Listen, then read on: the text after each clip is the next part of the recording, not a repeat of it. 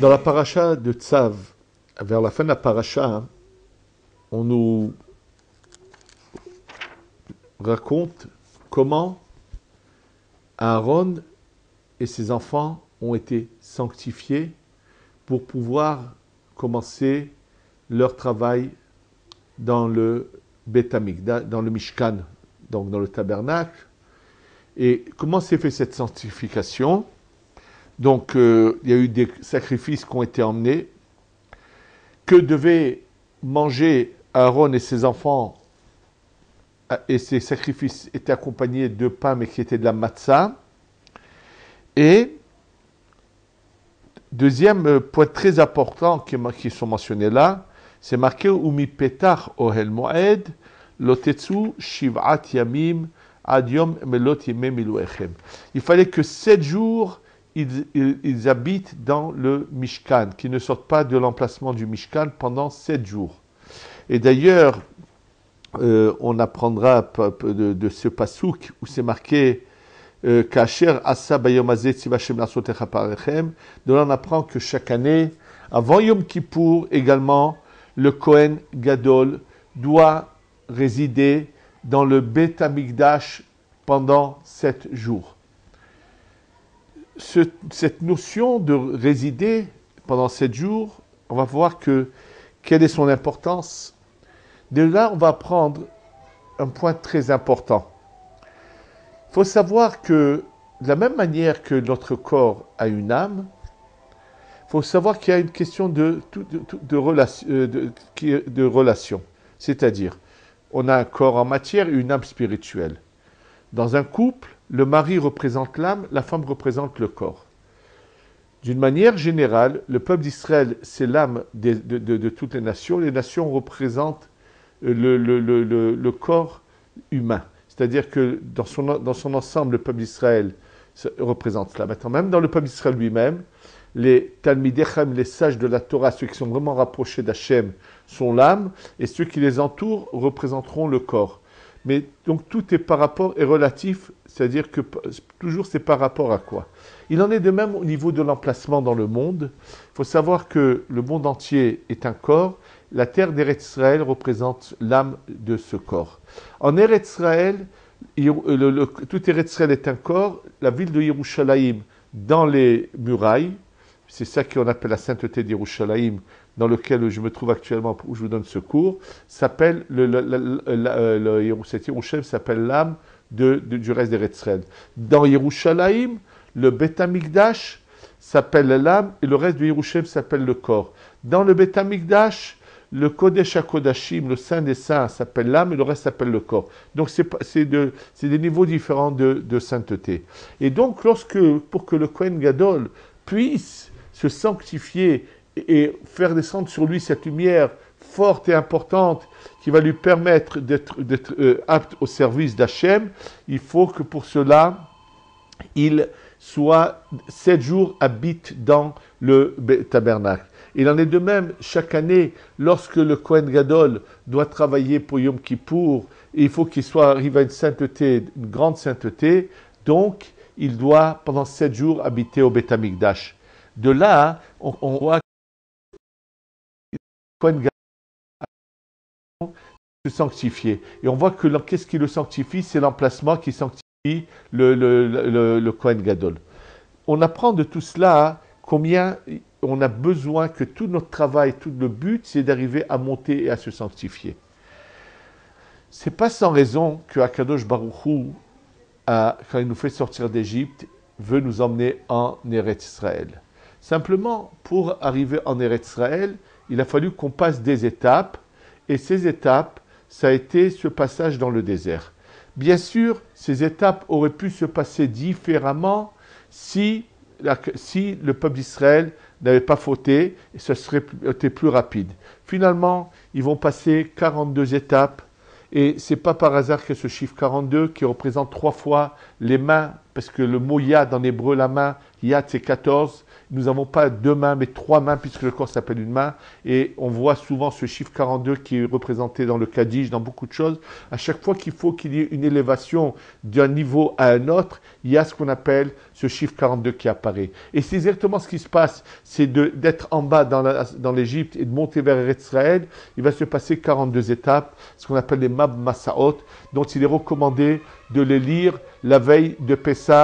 C'est très important, ça figure dans beaucoup de Haggadot, de lire les Mamassaot, puisque là, finalement, on va venir s'élever. Et ce qu'il faut comprendre, donc, Eretz Israël est un endroit saint. Et Akadosh Baruch Hu veut que nous vivons dans un endroit saint. Nous qui sommes l'âme du monde, nous devons vivre dans un endroit saint. Ce qu'il faut savoir, c'est qu'il y a des choses qu'Akadosh Baruch Hu veut que nous comprenions tout seuls. Il ne veut pas nous les imposer, il faut que nous comprenions cela tout seul. Et là, on va passer à la matzah. De là, on va voir comment Hachem veut qu'on comprenne les choses. Et on va voir qu'il y a une autre sanctification, à part de l'emplacement, une sanctification par rapport à ce qu'on doit consommer. Comme c'était le cas de Aaron à Cohen, il y avait ses enfants qui vont devoir manger pendant 7 jours d'une viande uniquement de sacrifice et de la matzah, et non rien d'autre à l'extérieur que des choses pures qui vont également les sanctifier. Et c'est dans cette même idée dont on voit ce chiffre 7 également dans la matzah. Simplement dans la matzah, Akadosh Baruch Hu nous donne l'ordre, avant la sortie d'Égypte déjà, en Égypte, il dit à Moshe Rabbeinu, dis-leur qu'ils doivent emmener le sacrifice de l'agneau pascal et le consommer avec de la matzah. Et là, ça c'est l'obligation, c'est le premier soir.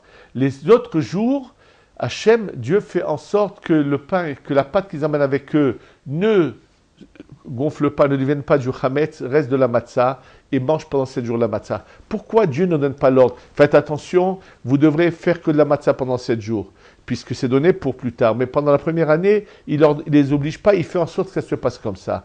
Hachem, en fait, voulait que le peuple d'Israël comprenne que si la matzah, c'est quelque chose qui va nous sanctifier, alors ne retournez pas au chametz. Continuez avec la matzah. Hachem fait beaucoup de choses il veut nous donner des indices, des signes pour qu'on comprenne.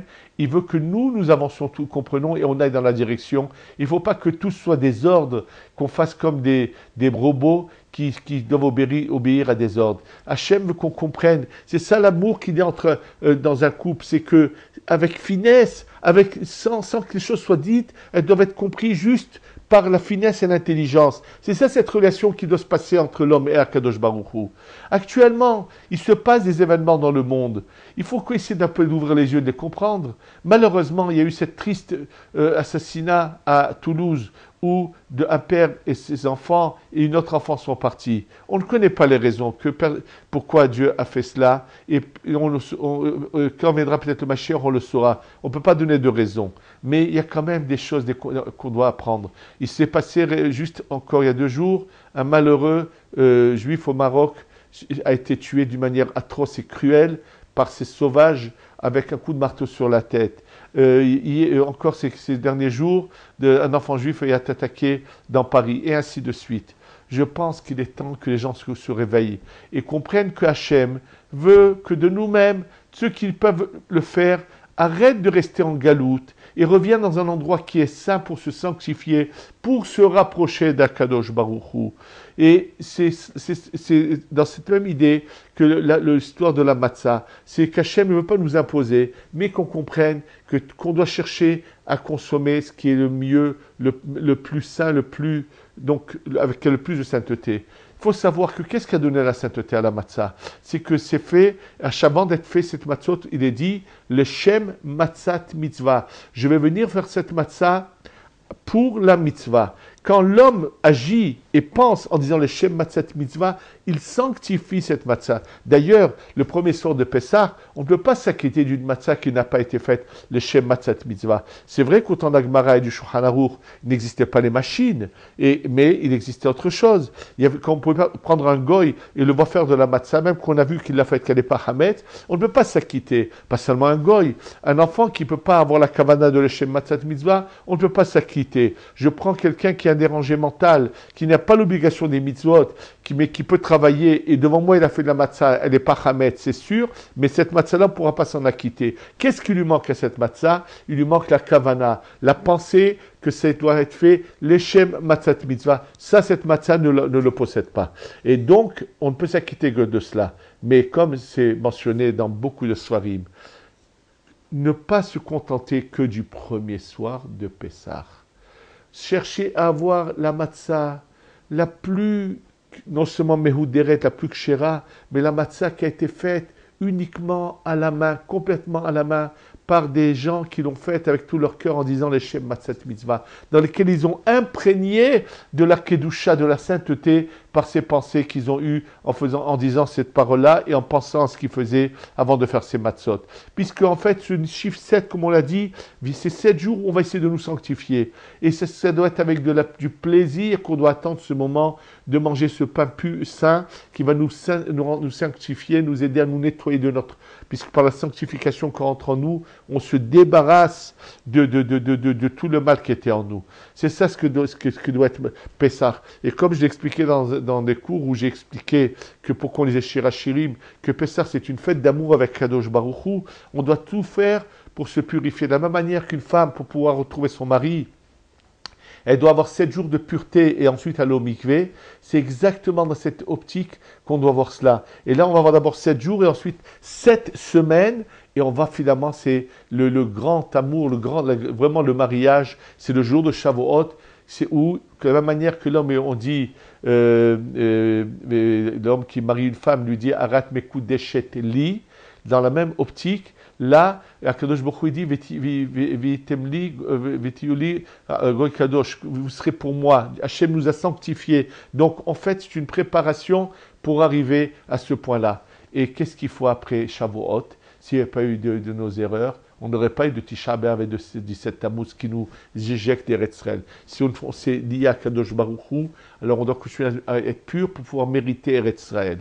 Et il faut savoir, c'est pouvoir mériter Eretz-Israël, pouvoir mériter Yerushalayim, pouvoir mériter tout cela. Le Khatam Sofer, à son époque, il s'est passé un tremblement de terre à Tzfat qui a malheureusement causé un nombre inimaginable de morts dans la communauté juive de Tzfat. Et qu'est-ce qu'a dit le Khatam Sofer? Il a dit qu'il craint que ce malheur qui s'est passé à Tzfat, et parce que quand les gens, à son époque, avaient commencé à avoir des mouvements de Aliyah, de monter en Eretz Israël, comme Yerushalayim, les seules habitations qu'il y avait, c'était dans la vieille ville, c'était vraiment des taudis, des vieilles maisons, et donc les conditions d'habitation n'étaient pas les meilleures. Beaucoup de gens préféraient Tzfat, où les habitations étaient beaucoup plus récentes, de meilleure qualité, dans un meilleur confort. Et le Khatam Sofer a dit qu'il craint que c'est parce qu'on a déshonoré Yerushalayim en choisissant un lieu plus confortable que c'est passé ce qui s'est passé à Tzfat. C'était les paroles du Khatam Sofer. Je pense qu'on doit tous prendre une leçon. Il est temps, si on demande à Géoula Kadosh Baruch Hu, ne pas dire ces sottises que disent certains, qu'ils attendent que Kadosh Baruch Hu vienne les chercher de Chutz Laaretz. Je crains que lorsque le Mashiach viendra, ils auront beaucoup de regrets pour les paroles qui sont complètement opposés à l'esprit de la Torah et ce qui est marqué dans la Torah. Qu'Hachem nous envoie la Géoula Shlema, qu'on ait le Beth Amikdash, qu'on puisse emmener le sacrifice de l'agneau pascal Bekarov. Amen, ve Amen.